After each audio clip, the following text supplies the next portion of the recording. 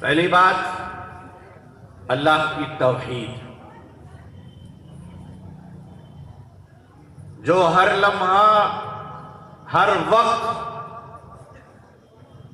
انسان کے سامنے بالکل سورج کی طرح عیاں رہنا چاہیے۔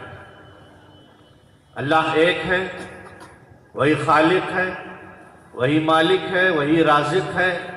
عبادت صرف اسی کی ہونی ہے، بندگی صرف اسی کی ہونی ہے، بات صرف اسی کی ماننی ہے، اور سجدہ صرف اسی کو ہونا ہے۔